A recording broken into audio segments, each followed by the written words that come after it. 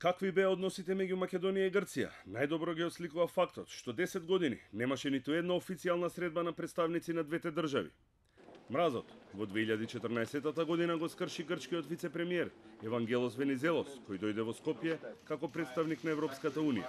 Во јуни наредната година, во официјална посета на Македонија, допатува грчкиот шеф на дипломатијата Никос Коцијас. Тој имаше средби со министерот за надворешни работи Поповски, државниот врв и лидерот на тогашната опозиција Зоран Заев. Тогаш беа прецизирани и усвоени мерките за градење на меѓусебна доверба.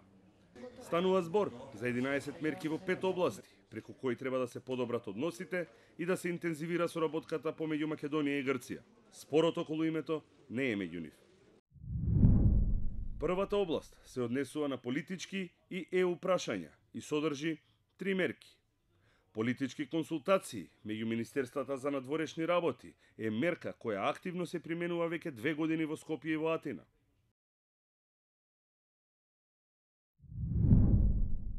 Втората област е образованието и културата, каде исто така се предвидени 3 мерки.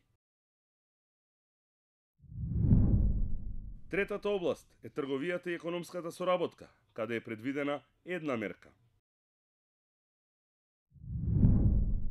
Четвртата област е поврзаноста меѓу двете држави, зашто се предвидени 2 мерки, меѓу која е и подобрување на железничката врска Битола-Лерин. Петата област од договорот се однесува на правда и внатрешни работи, зашто е договорена 1 мерка која интензивно се применуваше во екот на бегалската криза.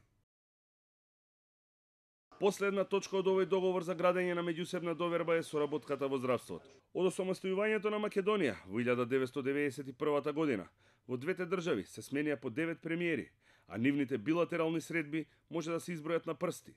Во февруари 2001 година, тогашниот премиер Љупчо Георгиевски во Скопје ќе се сретне со неговиот колега Константинос Симитис. Во април 2003 година во Атина, тогашниот премиер Бранко Црвенковски исто така ќе има средба со Симитис. Овие две средби се на маргините на самити.